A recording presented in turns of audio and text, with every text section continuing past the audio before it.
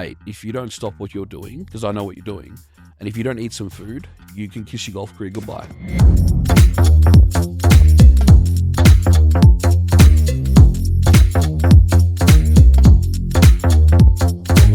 Ladies and gentlemen, welcome back to Life, Business and Bodybuilding. It's been a hot minute. We've had a few hiccups, but we are back and in action. Alex is behind the camera. We're not in the studio anymore. We are in my humble, beautiful home in the lounge room. Today, I've got another amazing guest joining me on the couch. I've wanted to have this guy on for a while. Ever since I started the show, I've been wanting to reach out to him because he does have a very, very inspiring story to tell, and we will get to that. But I'm going to introduce him anyway. He's about 6'2", 115 kilos of pure man. Ladies and gentlemen, please welcome Tyler. Mate, it's an absolute pleasure to be here. Thanks for the drive. I didn't know you come from fucking Packing and all the way out here, mate. So I appreciate that. No, it's an absolute pleasure. I've seen a couple of podcasts done with the boys, and it's actually amazing what you're doing at the moment, not only for like life, business and bodybuilding, but just talking shit as well. It's awesome. Thanks, mate. Yeah. I appreciate it. It's good fun. I like to pretend I know what I'm talking about, but yeah. But how's Goss, man? What's life? What are you up to? Like, you're in Bali, you're in Melbourne. What are you doing? Half. So we're kind of, me and the partner, CN, we're kind of half in Bali, kind of situating where we actually want to live, man. Yeah. You know, my coach Dean, I saw him do it for the last 3 or 4 years traveling. And I was like, you know what? That looks like a pretty good fucking lifestyle. Yeah. So online coaching is booming. You know, I feel like post-COVID was when I kind of took it more full-time. Yeah. And now that we've kind of taken the business to a new level, it's more about now, where do we want to situate, where do we want to be, kind of chasing the sun, getting out of the Melbourne winter. Yeah, for sure. Yeah. Now, obviously, like, so those that don't know, so for us, we started our friendship. We won't tell them exactly what the relationship is. 2022, I think we met because we both did class together. Correct. I did beat you. We won't go there though. That's my first. It was my first taste of. Hey, I won the novice, then I come up against you, and you nicked me in the open. Yeah. Yeah. How was that though? First experience, because that was your first show. First show, man. Yeah. And we've been working for it for a while. I actually hired Dean right on COVID happened, and we were going to do back when the Arnold was on. Yeah. And that was going to be my first little crack at it, and then it was actually a blessing in disguise, man, because I got to actually, you know, present the physique I wanted to present the first time on stage. Snuck into Classic, obviously, with the weight cap. And it was awesome. It was really cool just to kind of, I didn't really know where I would fit on stage. I didn't know if I was, you know, bodybuilding Classic or, you know, what I was going to do. But it was amazing just to, once you're on stage, as you know, you've done 400 shows, as you would know. 410, but yes. Yeah. Once you're on stage, I didn't know whether I'd love it or hate it. Yeah. I didn't know. But when I was on there, man, it went that fucking quick that I was like, fuck, I wish I did bodybuilding. I wish I did everything in the same show. Yeah. So yeah, I fell in love for it, and now it's just like it's a pure passion of mine now. I absolutely love competing. Yeah. Has it changed you to a point as far as like obviously the discipline side of things, as we know, it's full on, but like it's pretty much your lifestyle now. It's lifestyle now. I feel like the more I get into coaching, the more I wanted to take on more prep clients. At the moment, I'm majority lifestyle, and I've got a few up and coming prep clients, which are really exciting. But I wanted to walk the walk before I could give my client something in that aspect, because I wanted to feel what they felt. I just didn't know I'd fall in love with it as much as I did. Yeah. Like, I'm a very competitive person. My whole life I've been very competitive. But you know, getting on stage in your trunks and having everyone watch you, I didn't know how I would go, but honestly, stepping off stage and coming away with a few medals as well was, regardless of the medals, I loved being on stage. And it's like, we've said it before, but like who you meet in this industry, all my best friends are bodybuilders, bar a few. Do you know what I mean? Like, you and I connect on body. Remember, we were chatting because you're like, how the fuck do you eat 7,000 calories? 100%. And you're like, I do it too. And I'm like, oh my God, someone else eats that and he's still skinny like me? This is fantastic. It's full on, hey.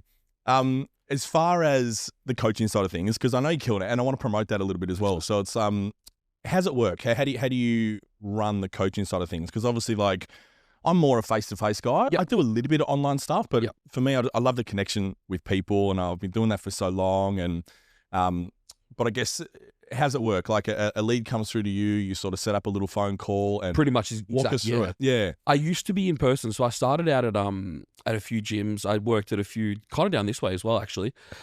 Just a little studio kind of thing, little feel, because I started my Cert 3-4 when I was about 20. Yeah. So about 10 years ago. Yeah. And I loved what you were doing as well, the interaction in person. Yeah. And I feel like that's very important as a coach. You have to be able to still be able to talk to someone in person. Yeah. To still do online stuff.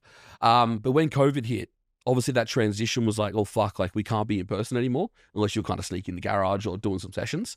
So that's when we kind of took it online, and then it just boomed from there. I think a lot of people gravitated more towards online for certain things, whether it was shopping or whatever. So coaching, I guess, more boomed outside of that. So yeah, now honestly, I don't promote, I don't pay for ads, I don't do anything like that. It's just word of mouth now. So clients that I've had now, I'm full now at capacity, but clients that come in now that I'm building up my other coach now, Glenn.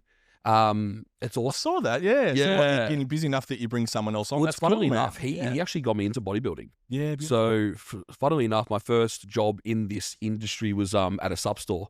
And at the time I was working at a gym, and Michaela, who I worked with, she's like, hey, if you want some more money, you want some extra coin, go in, do you feel like working in subs?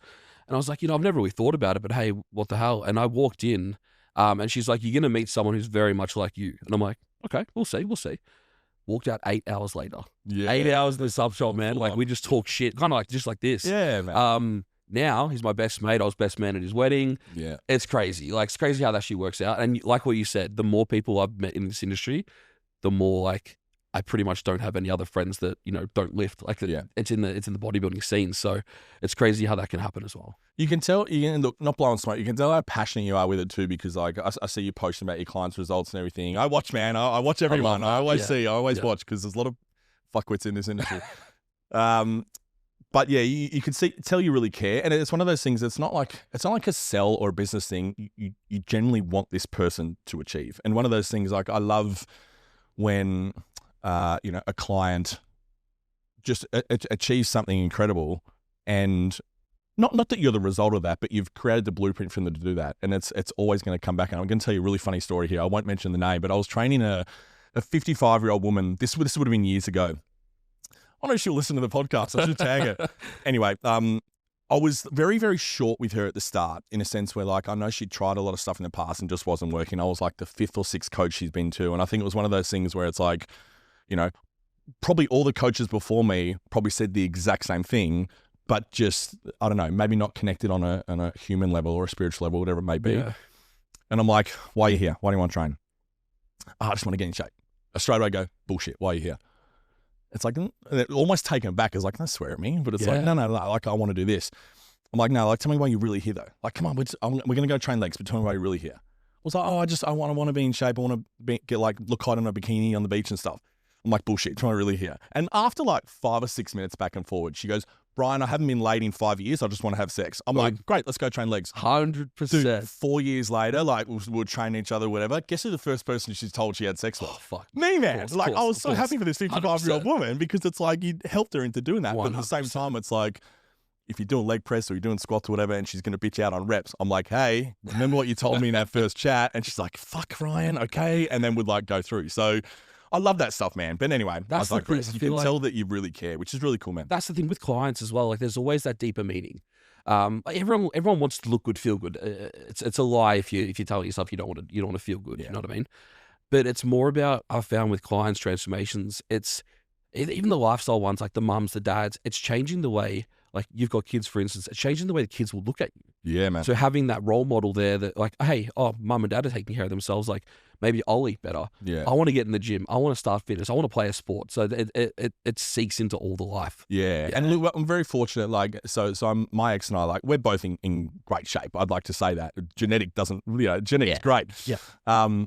So at Carly's house, like, they're living a really healthy lifestyle. They're seeing how fit she keeps. They're at my house, they're the same thing. So it's one thing, like, I could tell them to do a lot of stuff, but if they see me, they're going to do what they see, not what I tell them to do. So no disrespect to anyone that lives a certain lifestyle like this, but if I was a father that came home and had 4 beers on the couch, Hudson now thinks that's normal, my 6-year-old boy. So he now thinks that's normal. So he just does that. Whereas I come home and I make cream of rice with protein powder and do some push-ups, and he's like, that's normal. I'm going to do that. Yeah. You know what I mean? Or I powerbomb Goldie on the floor or something. So, well, you're the hero. Yeah, 100%, man. I appreciate that. Yeah. So they're going to emulate what we do, So if I would ask you why, and again, we'll get into your story shortly, but it's like, what's your reason now? Like we brought up the why. Yep. Why do you do what you do now? Man, I think it's... sorry, let me interrupt. Yeah. 2 questions. Why do you do what you do for yourself? Yep. And why do you do what you do for work? I would say, for work, it's to set up a life that I don't have to think anymore. Yeah. So having that freedom for me, especially when I got into online coaching, it was more about being able to go, okay, cool. I can travel here, still work, and still live my lifestyle the way I want to live it. Whether it's bodybuilding, life, even just going to the shops and not having to look at a bill and go, actually, I can't afford that. You know what I mean? It's not even about the financial, like, it's cool having money, it's cool having whatever, but it's more about just not having to worry about something. I literally said the same thing, Alex, before we were recording. I was like, I just want to kind of like tap and not worry. That's it. I don't need $1 million. 100%. I just want to tap and go, that's okay. Even in my past, like when I was younger, I would tap my card at a servo and be like, I might fill up $50 today, not the full tank. Yeah, you know what I mean? Yeah, of course. Whereas like now, because you have that more financial freedom and you do well, it's like you don't have to think like, if, you know, my partner wants something, or we want to take a holiday, or we want to go somewhere, or such as Bali, like we want to go live, it's like, hey, that's an option now. Yeah. It's actually cool to have just that freedom. Yeah. So for work, that's kind of why I do what I do, but not the driving factor. The driving factor's change. Yeah. I love seeing change, man. Yeah. That's why I'm so passionate about my clients, man. Like when I see someone change, physically is awesome, but mentally having that, you know, because I always ask for my clients' testimonials, and I'll just say, be brutally honest. If I've been shit, tell me. Yeah. You know what I mean? Even on my coach's feedback, it's like, what's the wording? It's like, is there any feedback for your coach this week? Can I do better? Yeah. And I love reading those, and I always post those because it's 99% positive. Yeah. So that's why I coach. Bodybuilding, it's not even a want, it's a need. Yeah. You know what I mean? Yeah. You know when you're built with something and you can feel it? Yeah. Like back in the day, to get a little bit more into my story, obviously I played golf. Yeah. My whole life. Like you probably can't see it now, but I was, 40 to 50 kilo ringing wet playing golf. Yeah. You know what I mean? It's funny, like I'll get into it in a sec, but it was, I wrote down because I remember having a stalk through your Insta and I was like, that is the most incredible golf swing I've ever seen for a guy that's 190 kilos of pure muscle. Yeah. So like, even just digress slightly, touch on golf because and then we had a little chat and you're like, what, you almost turned pro in golf? Literally, yeah. So I went. Look at you, you're not a fucking golfer, bro. That's why it's so hard for people to believe. So when even my mates now will see me after, because I went to a kind of golf school, like I went to a sports school. That we obviously delegated, 10, 20 hours a week towards our chosen sport. So we had footy, basketball, all that kind of stuff. And obviously I was a golfer. So, my dad put a club in my hand when I was 3. So again, he was a golfer. I saw my dad play golf. I want to play golf. Yeah. So the same kind of thing. And my dad's always instilled, discipline, routine into me. So having golf there was awesome. So I just kind of picked it up pretty quickly and that was all short. And then when Tiger Woods came out, honestly, that was a game changer for me. That was hey, I want to do what he's doing. So yeah, I went to a golf school. I played since I was 3. Gave it up when I was about 25. And the only reason I did give it up was it just became a job. I lost that love for it. So it was more of, I had coaches telling me to keep going, doing, I could travel internationally. The whole college system was there for me as well, post-school, so I could have gone to college as well. I played off +3, +4 by the end of it, so I was decent. Yeah. And I definitely could have done something with it, but it was more about, I was kind of transitioning to fitness at that time, and that's when I met Glenn, my best mate. Yeah. Getting in SUPs, and I was like, I've done my Cert 3-4, I might pursue this kind of thing. And honestly, it doesn't sound like it, but from golfing to bodybuilding was one of the easiest transitions. Oh, bro. Discipline. That's all it took. So I already had those traits of getting up early, working, hitting the range, on the course for 8 hours, doing that again. So bodybuilding actually felt quite easy for me. Yeah. So I was like, okay, I'm in the gym for 2 hours max. I just have to eat some meals on the side. Easy as that. It's funny. I'm sitting here smiling and laughing at this because it's like, you will 100% relate to this. And it's like, this is why this is such a good friendship already. But it's like, so you did golf. It's like so unassuming. Do you know what I did? 10-pin bowling. Fuck off. To a point where very close to turning pro. Shit. All right, and it was a little stupid injury that sort of put it away. So I'll tell you this quick story where it was like, so mum and dad bowled. Yep. All right. I, again, put a bowling ball in my hand at 4. Was representing Geelong in under 18s by the time I was 9, multiple awards, all this sort of stuff. I think I was 16 representing Australia. It got to close to my 18th birthday and I tried out for the Commonwealth Games into like, different sort of tournaments or whatever. And they take an average over like a couple of days of what it is. After the first day, like I was doing really well, like up in the top 2, 3, whatever. The next day, and I'm like a crank bowler, which what it means is just a lot of wrist action, story of my life. It was pretty much like you snap the ball. Right? And that's what gets the revs on the ball. Spin, Game one of the second day, completely ripped my thumb, blood everywhere, taped it up. I finished like 40th. Quit the next day. Would have killed Jay. But it was like arrogance aside, I never lost. Yeah. So that was the first time dealing with loss. And it's like, this is no disrespect to my father by all means, but it's like sometimes I wish he taught me how to lose, because, or just like, no, you just lost a tournament. This is your first loss in fucking Literally, 10 years. It's not over. It's not over. You just hurt your thumb, bro. So anyway, I didn't pick up a ball for years and years, because I don't want to say I hated it, but it became a job. Yeah. After school every day, before school every day, my coach would set up a pin and he'd be like, hit it 100 times and we'll go to the next pin. And I'd be like, cool. And then I'd do it. And then like, it'd be 98 out of 100 every time. But dude, it just became a job to a point where it's like, do I actually love tempi bowling anymore? Am I just doing it because I'm good at it? Found a bench press and then that's all she wrote. History. So it's the same feeling I had. It was like, I remember this so vividly. My last tournament was actually in Portsea in the Peninsula. And I'd just come off a win previously a few weeks prior. And like my last tournament, Portsea. And I literally drove home crying because I knew that was it. Yeah. I'd played shocking. I missed the cut. So when you miss the cut on the week, you don't play the weekend. And I just knew that driving home, I just wasn't enjoying it anymore. Yeah. And it's a hard pill to swallow because you've done it for so far. Like I had no plan B. Yeah. There was no plan B. Like, it was like my dad instilled in me like, hey, give everything you got. You know what I mean? Like I've watched him kind of like build his own business and be successful. And it's like, you just give everything to that. You don't really have a plan B. So for me to like, I was a fish out of water. I was like, okay, fuck, what the fuck am I going to do now? Yeah. Same kind of thing though. I was like 2 or 3 years into training, and mind you, it was just for golf. I wasn't for bodybuilding. Yeah. I put on a bit of size obviously, and you kind of like what you see, but it was like, I was just trying to be athletic. And then I just started getting into the gym and I was like, fuck, this is fun.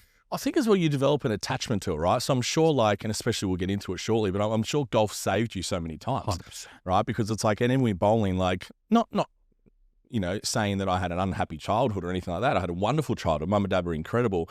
Through my teenage years, suffered through a lot of different stuff. All like acne, you're an ugly kid, this sort of stuff or whatever. Obviously grew into something special now. But it was more like bowling saved me. It was my thing. Like, and it was almost like it was my girlfriend or it was my partner. It was, because it was like every time I felt shit, put a ball in my hand, I felt invincible. Like no one's as good as me at this. So it was like just me and my ball. My balls. I was going to say me and my balls. Story of my life. No, me and my balls. So it was just like I was at such peace. But then I lost that peace. Yes. But I found it again with bodybuilding. And this is the thing where like, even saying to Alex before, where it was like, dude, why do you still compete? I was like, it's peace. Yeah, 100%. It's joy. It's like, like I said, I've done 31 shows now. It's I don't want to say it, but it's easy. Yep. It's really easy for me now to do it and to get in shape because you've been to 6% so many times, that feeling. But at the same time, it's structure. It's structure and it's discipline, what we spoke about. It gives me so much joy to see the body change, over the time or whatever. And I don't have to eat 7,000 calories. I can sit around at 4.5. Yeah. With you doing so many shows, you would see, I haven't had the luxury yet to know, what each season can bring and what new lines I can see in my body and stuff like that. You would be, over the years, you'd be like, holy fuck, there's a new line in my leg. There's something, there's some density in my back that I haven't seen in a while. And just the maturity to your physique would be insane to see. So it'd be cool to still do that. And I mean, you've got to love it if you're doing 5 or 6 shows back to back, week after week. That was just once, man. I'm doing that again. Do you know what though? Dude, that cost me like $7,000. Maybe a little bit more. You don't realize it, but it's like the amount of travel, the amount of shows. It makes sense, yeah. Airbnbs, like fucking airports and flights and accommodation and food and gear and all this sort of stuff. And you're just like, where's my money going? And I have so many mates in. My parents are like, you sure bodybuilding's for you? Because like obviously golfers get paid pretty fuck as well. Yeah. And I gave up, playing for, what could have been millions of dollars for, getting on with trunks and as an amateur, you don't get Same anything. thing. That's with bowling. Those blokes are making $1 million tournaments. I'm like, should I take it up again, or is it my time's passed? Like, we get a couple medals and a sub voucher now, so it's like, yeah. The amount of like shakers. Oh, thanks, Bog Nutrients. Sponsor me. Now, I want to get into one of the main reasons why I got you here. So, obviously, you're 120 kilos of just pure alpha man. You weren't always like that, brother. No, I was not. No, you just take the platform, man. Tell me the story. Yeah, man. So, it kind of started just when I was 19, 20. That was when I was getting more into golf, more into the pressure of golf and stuff like that.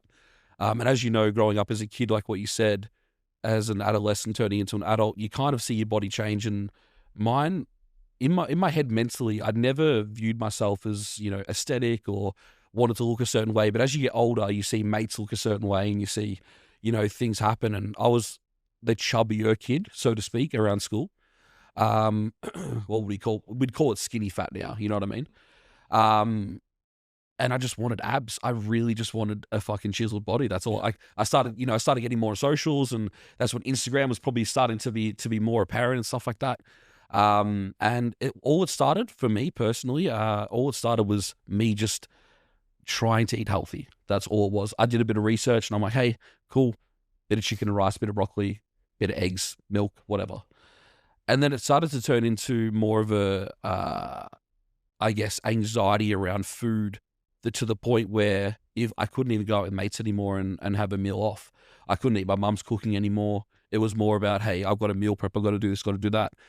Then it spiraled hard. So then it got into 2 to 3 years of just pure bulimia, where I would eat my meals throughout the day, and then without anyone knowing, I'd go out and binge on the shittest food and throw it up 5 minutes later. Yeah. But I didn't, in the moment, you don't know what you're doing. Yeah. I look back now and I'm like, you fucking idiot. Like you knew, like. Did anyone know? Did anyone have? It was hard because back then, you know how I had the best childhood. Parents are amazing. Yeah.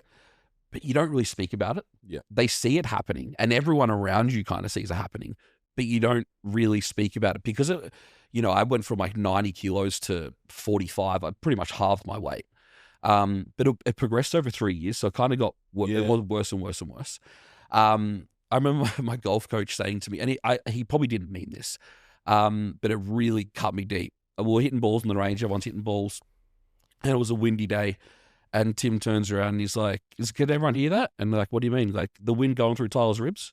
And I was like, I got a problem here. This is bad. Yeah. And then because I was half kind of with, I'm guessing everyone laughing around the same time, and that's him, laughed and joined in, and kids do that shit. Yeah. Which again, it How old were you here? Sorry.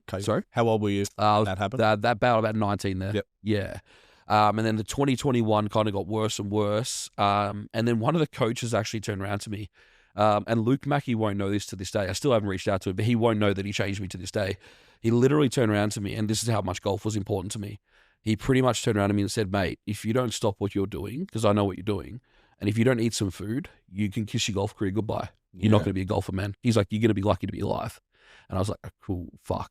That next day, clicked. Yeah. Next day, clicked. Did I relapse a little bit over there, like over the time? 100%, maybe like 3 or 4 times. It just kind of like, you have a dabble at something and you're like, oh, this doesn't feel good. I shouldn't be eating this type of food. But honestly, since that day of Luke saying that, I could easily say that, yeah, he 100% instilled in me that I needed to change. So walk me through though, and again, like I'm just naive to it. So tell me to mind my own business, or tell me to shut up if it's too forward. But it's like what goes through your head when something like that happens? Like, I know you said you eat healthy or whatever, and then you would binge. So you would eat shit food, and then just throw it up or whatever. Yeah, and I feel like because out of fear of just getting back to the chubby kid you were, kind of thing. And I feel like because I starved myself so much, and I went through a phase of, it felt like a competition prep, but every single day, like how you're hungry. And because I was eating such little food, I would then, my body would then crave so much food. So I'd give into that craving and then feel so bad about it that I'd have to throw it up. And that just became a habit. That was daily, like daily. I remember driving home from my ex-partner's house, and every time I'd drive home, I'd stop at the Macca's drive-through, get something, and then just throw it up. Yeah. And like talking about it now, it's like, it's easy to talk about because it was so long ago. Yeah. But it's like a shame and guilt thing. Yeah. And that's why most, I guess, you don't really hear men saying it too much. Eating disorders and stuff like that. It's definitely it's more of a woman thing. more Not being opening up sexist, about it, but it's yeah. definitely a For sure. But as I've You're honestly the first guy I've ever kind of known that's gone through it. Yeah. But as I've opened up about it, it's funny. More men have these thoughts. They just don't express them. Yeah, for sure.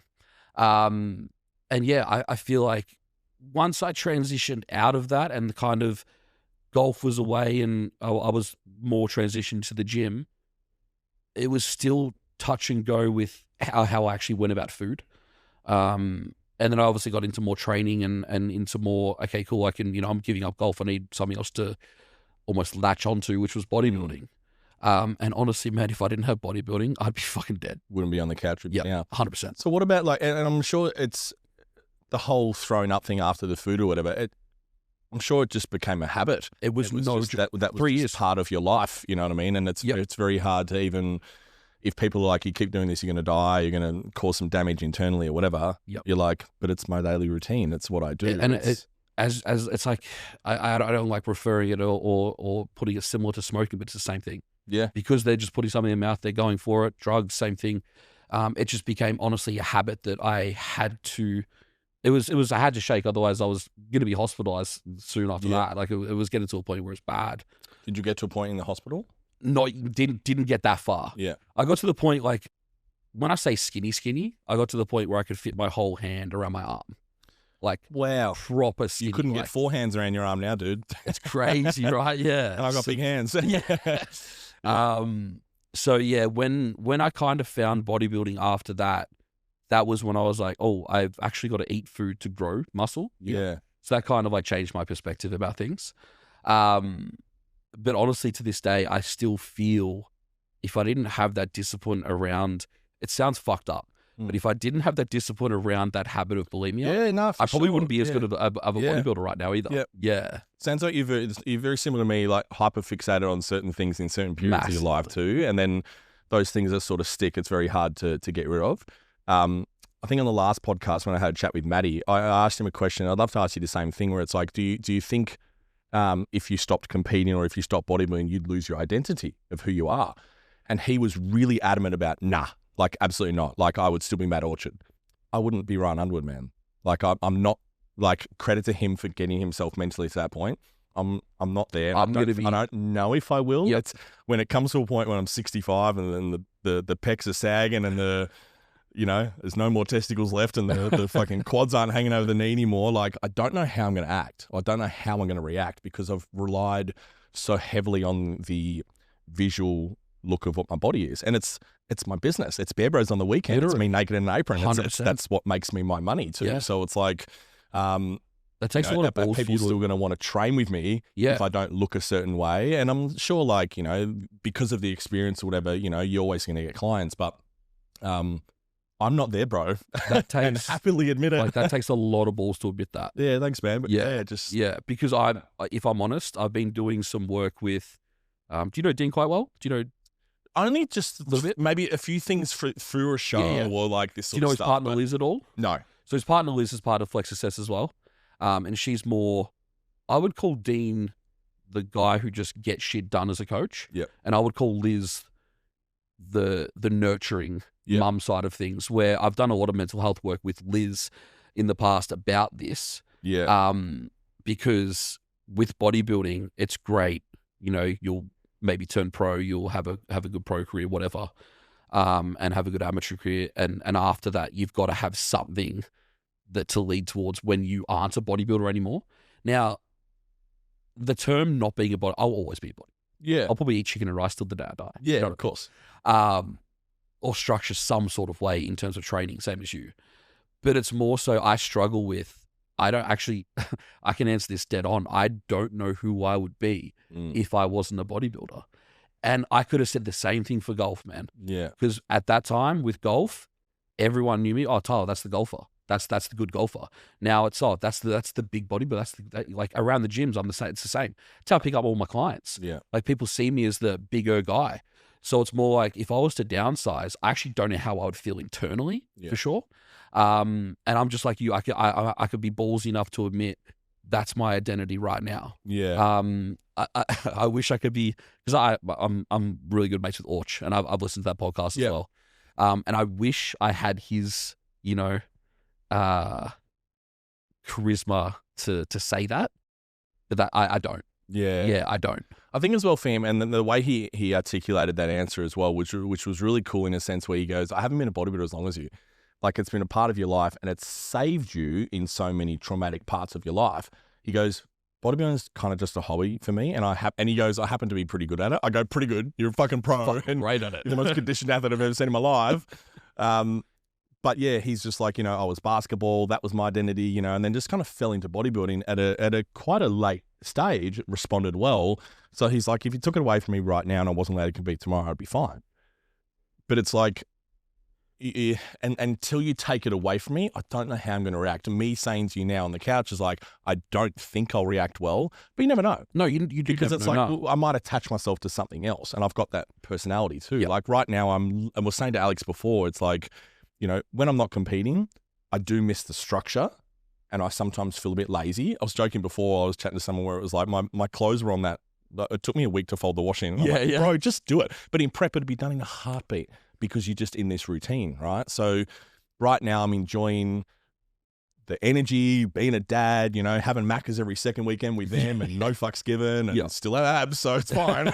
But, doing that, I'm taking Huddy out for gelati because he finishes early and I'm going to come play video games with him today. Like, life's great. I love what I mean? Like, that sort of stuff. So reminds me of, sorry to cut you off. No, please. Jeremy with his hash browns.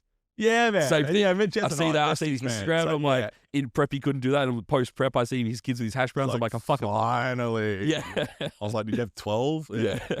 So, man, that's what I mean. We'll attach on to something else anyway. I think it's just what our personality's like. But I want to go back one more time. So, honestly, I'm sure people from the audience might have the same question, but I'm just interested. Yeah, so 100%. But if you were. So let's say you were eating healthy throughout the day, like you said, and then you'd binge and vomit or whatever. It sounds like a really fucked up question, but how'd you lose so much weight doing that? Because so you were still obviously eating healthy, but I'm guessing it obviously wasn't a lot of food. Nah, it was in more, that start part. It gravitated towards like chicken and salad by the end of it. Yeah, I'm talking, okay, yeah. Because I was still 6 foot then, so I'm talking. Yeah. I was probably eating maybe like, if I worked it out in my head, maybe 1,000 calories. Throughout the day.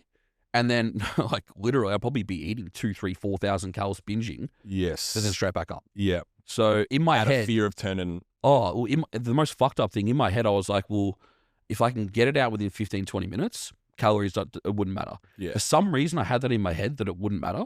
And then it got to the point, like, when you make yourself throw up that much, sometimes you can't do it.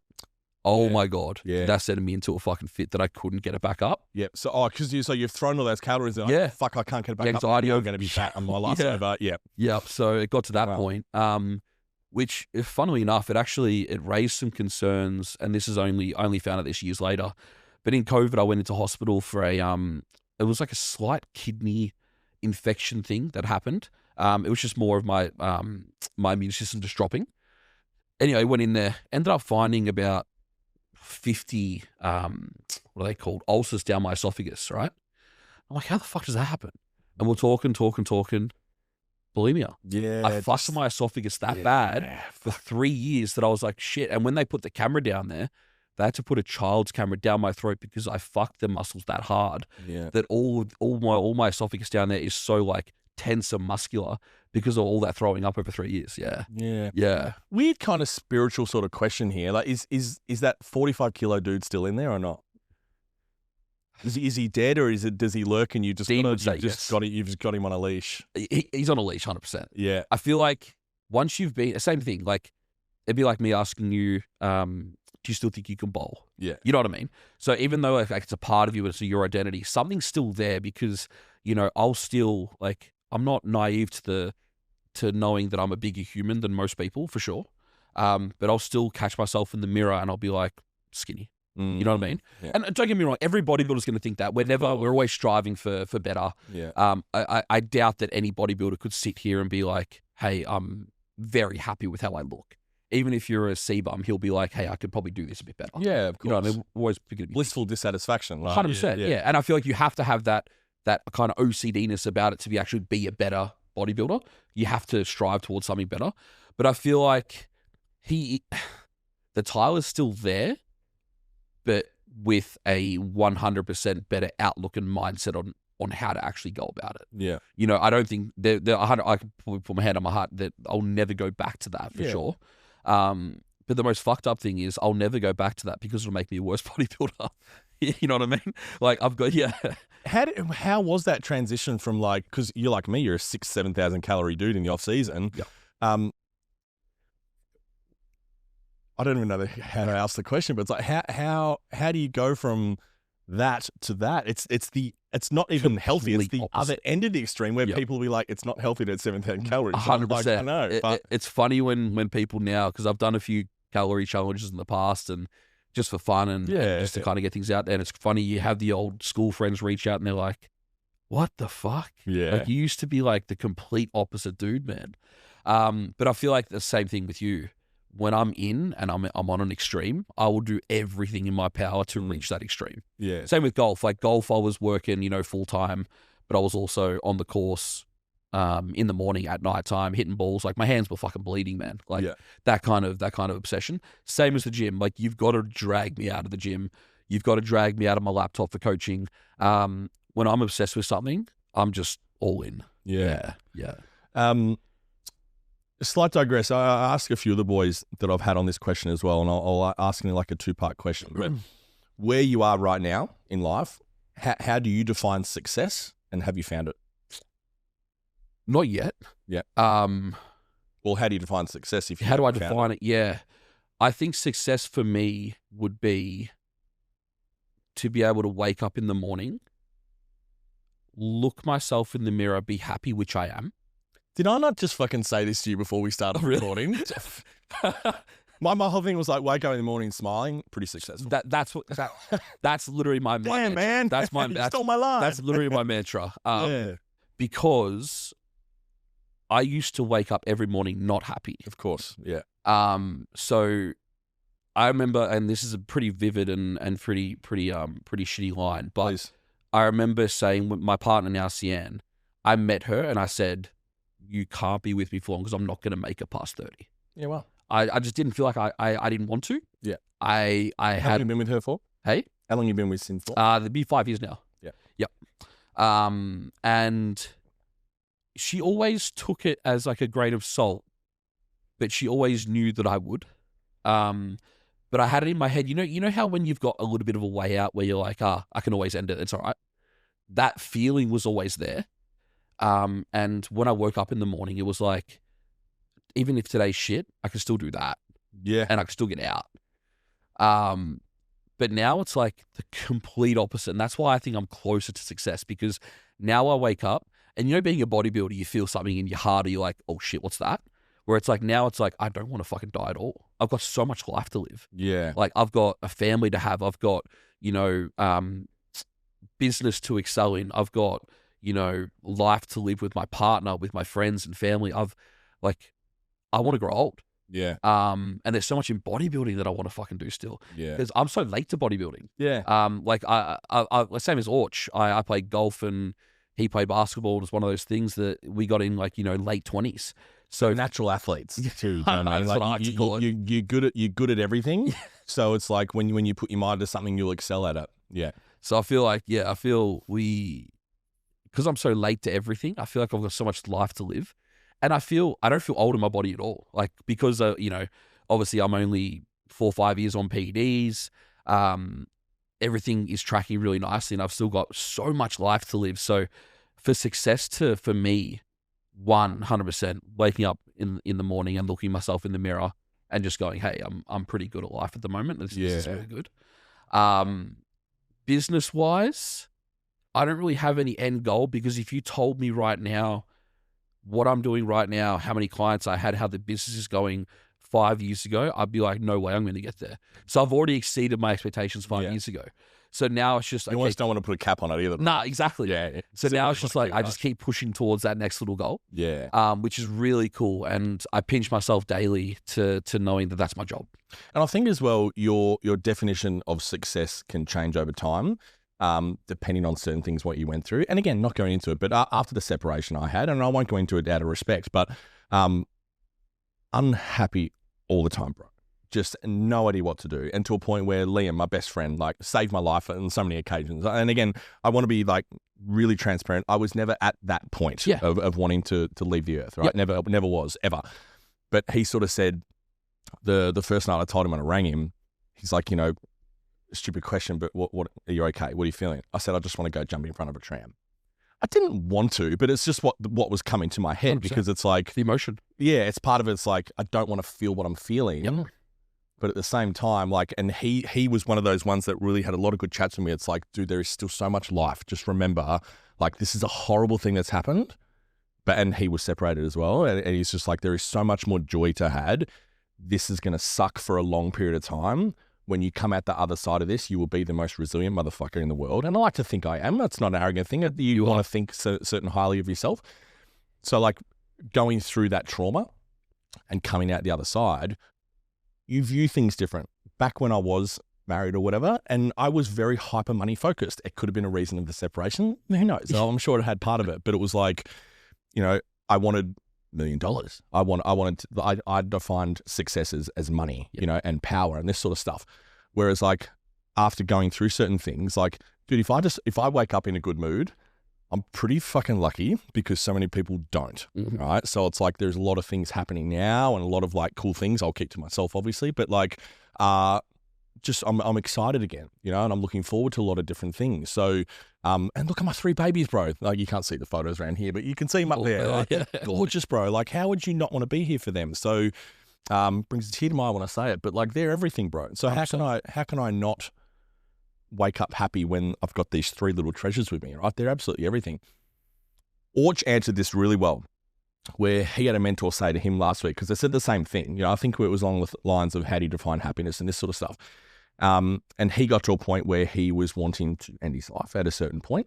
And the person that took him away from that mindset said something along the lines of like, usually, let's say if you and I were on this conversation and you wanted to do that, it'd be almost that stigma of don't be selfish.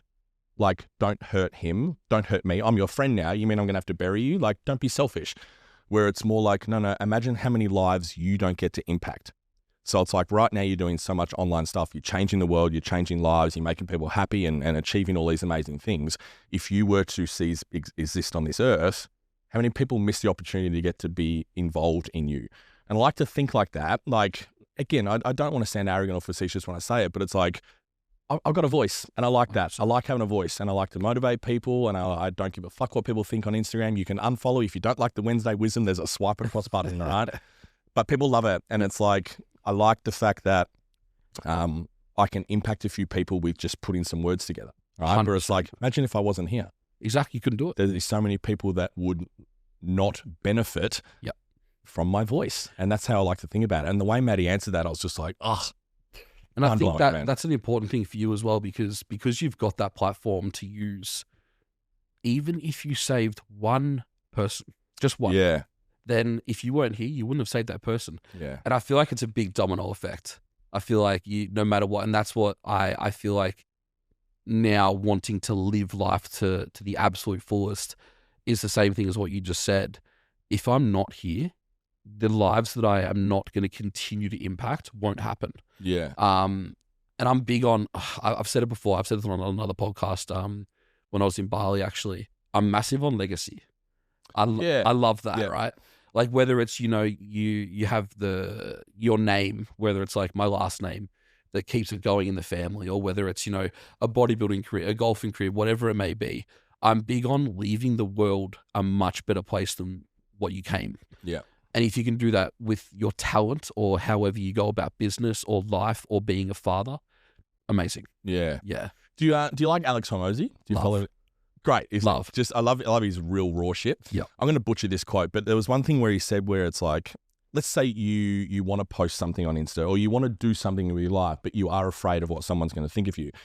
It's like in a couple of generations when you die, no one's going to give a shit. And look, I say this with, utmost, I don't even know the word. I'm just going to fucking blabber on about it. But let's say for whatever reason, touch wood somewhere, I passed away tomorrow, okay? you'd be really upset that you just lost a mate, Yep. right?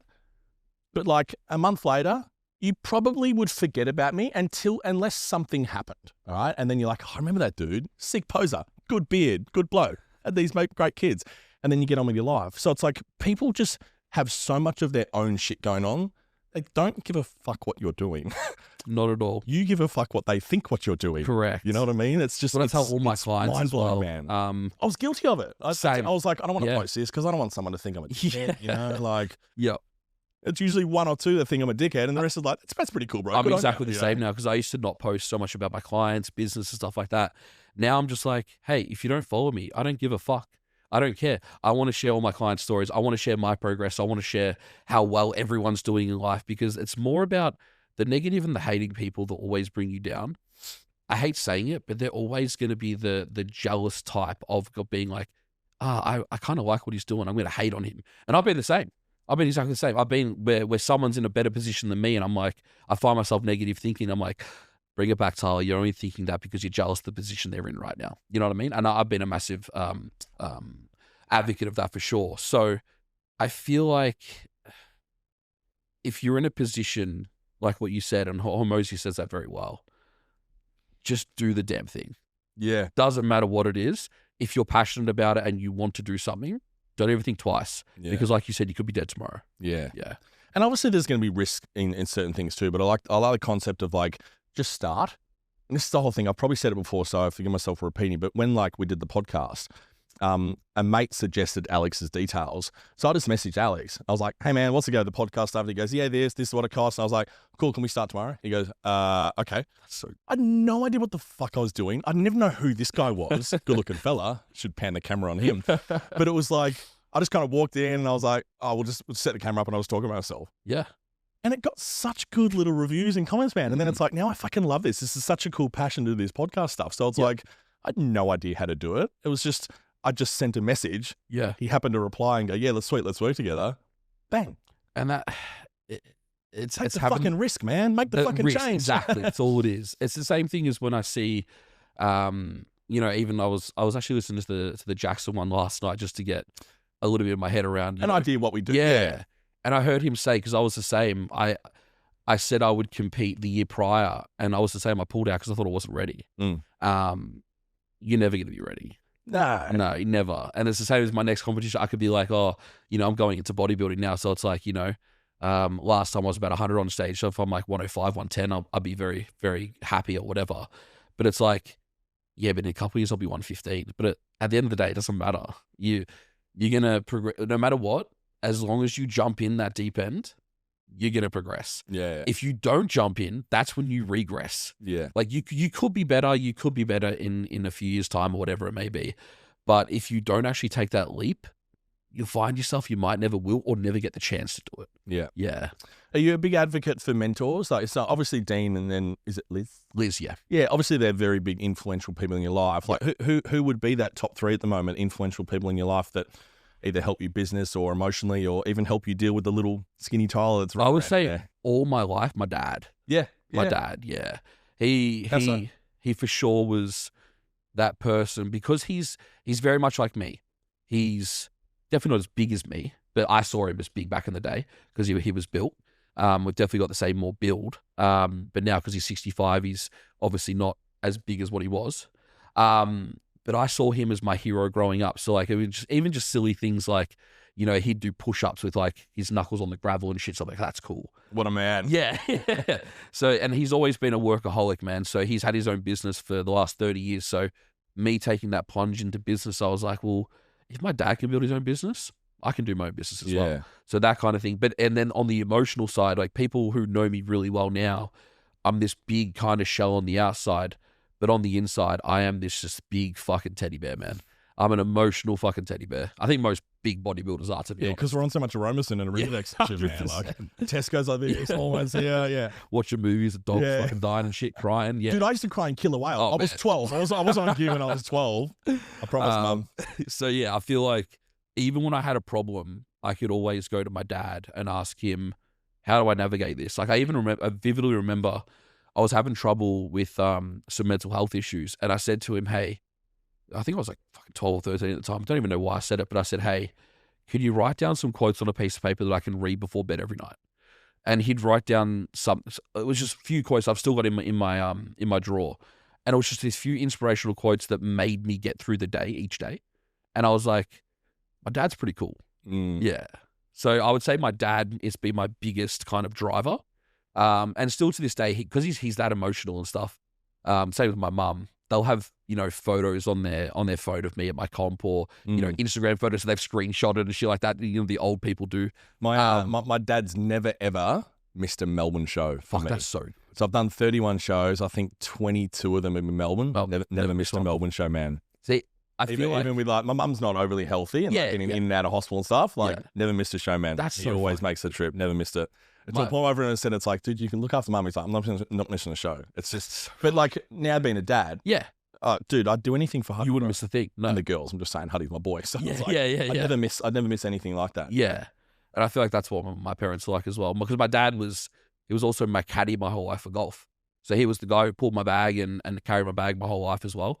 So I guess I would say overall, I've never really had mentors, so to speak, but I've looked at people such as my dad as definitely one of those people that I will and always look up to. Yeah. CN partner. CN. Yep. I want to talk on her for a sec. Yeah. If you don't mind me asking. What is the, I guess, best characteristic you would look for in a partner? Obviously, you found your soulmate, so to speak, but what draws you to her? What drew me to her at the start was I actually found someone and met someone who matched where I wanted to go in life. Yeah, cool. I had struggled to find someone in the past who wanted more out of life than just kids, house, marriage, done. Yeah. I love the thought of it. Yeah. It's not me. Do you want to be a dad? Yeah. Yeah. Definitely. 100%. Yeah. Yeah. And I feel like when I met her, she was more about ambition, drive, goals. And I was like, cool, this is me. And we just gelled from there. So even now, the other day, I booked Bali for 2 months for her birthday, and I literally gave her a week in advance. She's like, yep, cool, I'll tell work, let's go. So whereas you can't tell a lot of people that. People fuck, get worried and shit. They get a bit of anxiety over it. Whereas I know for sure, because I know her quite well, she'll roll with the punches with me. Yeah. She's been my absolute rock when it comes to business behind the scenes. Yeah. I'm terrible with computers. Hate them. Hate technology. So she's been the absolute rock in terms of admin. So she's the secret to the success now. I follow you on Instagram. I should be following her. 100%. She's in control. 100%. No, she's definitely been my rock through this. And she was the one who actually told me to invest myself into bodybuilding with Dean. Yeah. It's funnily enough because I was taking it seriously a little bit. And that's when I was just starting PEDs. And she's like, why don't you take it seriously and actually get yourself a coach?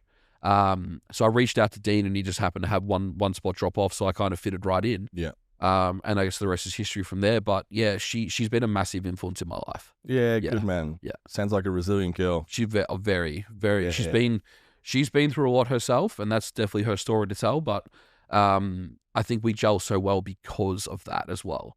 I think it's one thing I was talking to someone the other day about it, where it was like, what do you look for in a partner or whatever it may be? But it's not just a sexual partner of the opposite sex or same sex, whatever. You don't say that these days.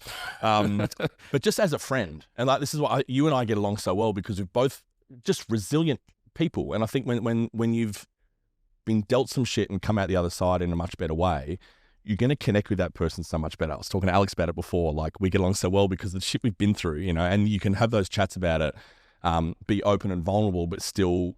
and not judge each other at the same 100%. time, you know what I mean? And still come out the other side. So I think even for a long-term partner, it's something I would love. But at the same time, as a friend, you and I are going to get along so well because of that same kind of quality. It's funny, we pretty much started a relationship as best friends. Yeah. So it was one of those things that just seeped into a relationship, and we went from there. But like what you said, you have to feel comfortable to be able to open up and just be free to talk about like an open book and not get judged. Yeah. I've got one best mate who can do that. I can do that with, and that's Glenn, the guy I just hired as a coach. And same thing as your friend who pulled you out of that. He was the one that I would call crying. He was the one that I needed a phone call with. If I needed, if I call him right now and say, I need you here right now, he's there. Yeah. That kind of dude. Yeah. So I feel like we've obviously got that relationship between me and him as well, and I feel like you need that person. Yeah, I feel sorry for people who don't have that. Yeah. Yeah, like it's tough. And I can count all my friends on one hand. Like I don't have many close mates. Yeah. So having him was awesome. Do you know Simon Sinek? Yeah.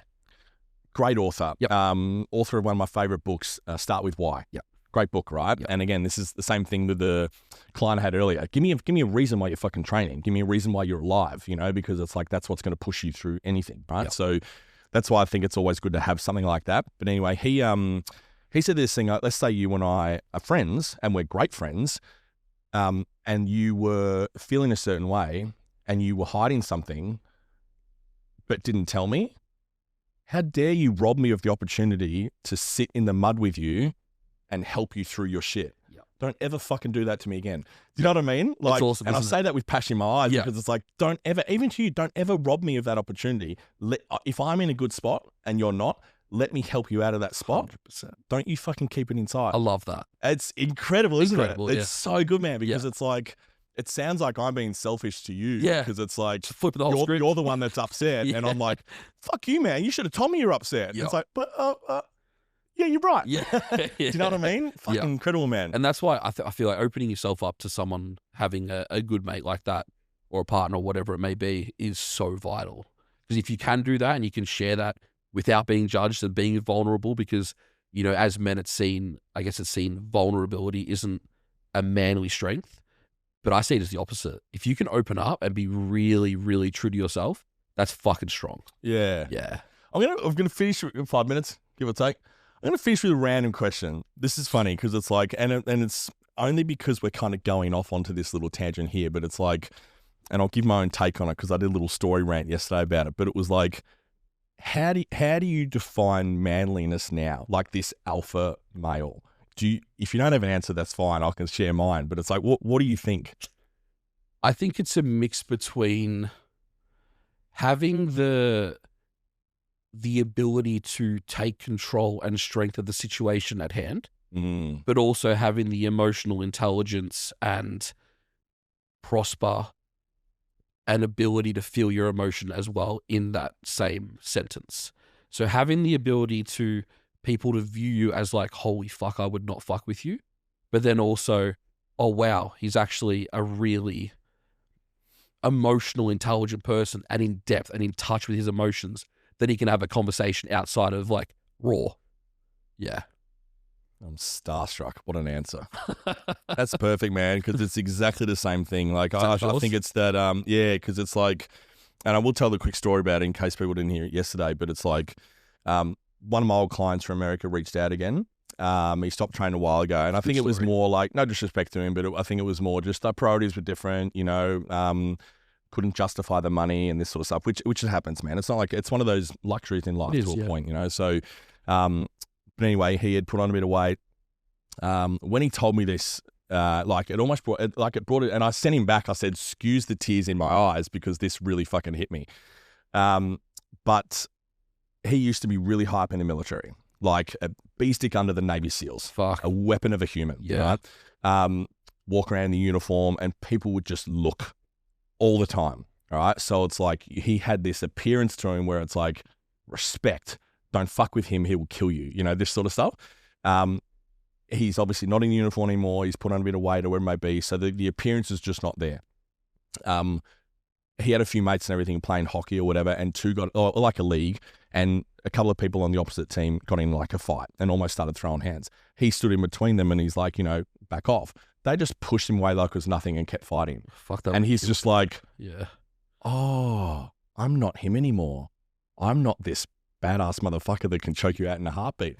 So like, and that literally happened an hour before he contacted me. And he goes, dude, I'm just reaching out because this, whatever. And I loved it that I was the first person he contacted about it. But it got me thinking because it's like, now like I can fight. Yeah. But I'm like, a small UFC guy is still going to choke me out. All right. Yeah. But I look like a badass motherfucker. Correct. You know what I mean? Yes. I'm 6 foot 6. Oh, I'll say 6'1", but I'm actually 6. 105 kilos, sleeve tattoo, beard, bald, intimidating dude. Mm-hmm. Like you, give me a cuddle mid-set, we'll slap each other on the ass and keep training. I'm a little softy, right? But you don't know that, until you have a chat with me. Yep. So if the roles are reversed and these two people are playing hockey and I still trying to go, hey, fucking chill, they'll be like, sorry, bro. Correct. Because of the appearance. Yes. Of look at this guy. So it's like, it's vain as fuck, but the appearance means so much. And it commands so much attention and so much respect from the outside looking in that, and he's got two young girls. I've got a boy and two young girls. And it's like, come time, you want to look like you can absolutely protect someone. Now that post, that story or whatever, it was met, as you can understand, like a bit of vice versa. It would be. Some people were like, bro, fucking feel that to my heartbeat. Yep. Others were like, yeah, but a bodybuilder wouldn't be able to fight his way out of a paper bag. And I'm like, not the point. Listen to what the post is. He's a mate. So he's a mate. I'm going to say that. Listen to what the story is. I want to look like I can hold my own and then maybe like learn to fight just in case. Right? But at the end of the day, majority of that story is that like me looking the way I do now is going to be far better than if I didn't look like a 105 kilo alpha fucking male that would choke your throat. Even, it's funny, in Asian countries like Bali, it's funny, you go there and you're looked as like a freak. Yeah. Literally a freak. Yeah. And it's funny you say that. It's the same thing. You walk into restaurants or, you walk past someone, try to get, and like, it's the same thing every time. Like, oh, I wouldn't fuck with you. Yeah. Yeah. Like, I'd be too big for that. So it does command. It's a command. Like, if you look the part, I can't fight for shit. Yeah. If you hit me, I'm down. I'm not getting back up. But I look like I can drop him. Exactly. You know what I mean? Like, so if I approach you, I'm like, I'm not going to touch him. I tried to steal your girl's handbag. I'm like, no, look at the size of this dude. Exactly. So that's huge, man. But I want to finish on a smile too. So just, again, like this could be anything, but what's the most joyful day of your life or the most joyful thing you've ever experienced? Ooh. I got two. Yeah, go. I got please share. The first one was 100% standing on stage. Great. Awesome. Yeah. My parents were there. Because it meant so much, right? Because of what you've been through. And the people that I had, same as what Orch said in the interview where he had 60 people there at his national comp. I was one of those people that were watching him. But same thing for me. At my first comp, when I came out on stage, and because I was obviously a novice when I first started, the amount of screams, Tyler, that I got, because you can't see shit. Can't see anything. But the screams, I could hear my parents, my partner, all my friends, my clients all came. And I won a few medals, which was awesome. So that was like, holy shit, I'm going to be a bodybuilder here. This is cool. Yeah. So that was 100% one of my most joyful days for sure. And then my second one is in a golf setting. I'd been trying to win this fucking tournament for 4 or 5 years, right? And it's the one tournament me and my dad always traveled towards. And I knew how much it meant to him because he's played this tournament before as well. And the 1 year that I won, in my speech, I saw my dad crying. Yeah. And I'm like, we've done it. We did it. Yeah. So I got to share that with my dad as well. And then obviously got off the course, called my mum. She was ecstatic. Like, we finally won this tournament. It felt like a team thing. Yeah. So they were probably my two at the moment that I can think of that would be more, I guess, not career-based, but in that realm. Yeah. Good, man. Yeah. Where do people find you? Like just on Insta? At Coach Tyler Diong on Insta. And then my business is Strength Collective Coaching as well. Yeah. So obviously, you can definitely. Have you got a YouTube or anything yet, or not really? I'm going to. Yeah, it's funny you say that. I just bought mics. Yeah, so I just got some mics going. Yeah. And I was talking to a few people in Bali. Like, I'm going to pick Alex's brain as well. Yeah, when please. we finish this.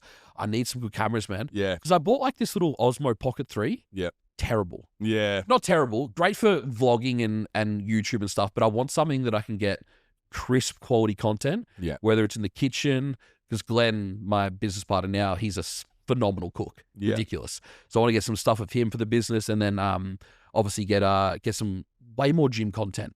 So I feel like that's what I'm lacking, and that's why I love coming on podcasts and doing things. So I get to show my personality. Yeah, and that's this will be good. Like show the story, show the personality. 100%. You're not just a big fucking thick bodybuilder. You know, well, you are, but at the same time, there's essence behind that. You know, correct. So yeah. I remember when I first was thinking about the podcast, I did all this research. I'm like, fuck it, I'm just going to pay him to do it. Literally. I'm like, I'll do more hens parties and then just give so much cash for it. I was like, nah, and it's fucking amazing. Like you've seen it, the production's so awesome, man, and it's like good having some cool guests on. It's good fun. So you feel like you're in a studio right now. Yeah, nice. Yeah. With like a dirty nappy in the bathroom and shit. Like, thanks, That's Hazel. what makes it wholesome, though. Yeah, I woke up this morning, right, and went into Hazel's room, and I'm like, baby, time to wake up. And she goes, I did a shit. I'm like, great. She's 2. I'm like, great. You can change yourself? No, go and do that. Sweet. Knee deep in shit all day long. Anyway. The joys of But you know what? Like, should we add a nappies like before you know it? And I'll miss that. Yeah, you will 100%. Yeah. We miss that, man. So no, I can't wait to experience that. It's gonna be cool. And again, I've said this multiple times before, but it's like, let's say you asked me, I was like, dude, what's it like being a dad? I was like, I'm not even gonna tell you, man. No, you won't know until you know. You think you love CN? Just wait. Exactly right. It's a different love. 100%. It's something you created, man. It's like, and that whole thing where it's like you'll do anything for your kids. You really fucking would. Yeah. I'd give my life in a heartbeat, man. If I cease to exist to make them live, 100%. I fucking love that. Cut my legs off for them, whatever it may be. I like my legs. I got great quads. I don't want to cut my legs off, but you know what I mean. Quads, yeah. You know where I'm going. So yeah. Ladies and gentlemen, this has been Life, Business and Bodybuilding. Please thank Tyler. Give him a follow. Welcome to my beautiful home. This might be the studio for the next little foreseeable future, but like, subscribe, do all that wonderful stuff. Big ups to Johnny Starr for the prep. Always love it. Peace out. Keep smiling.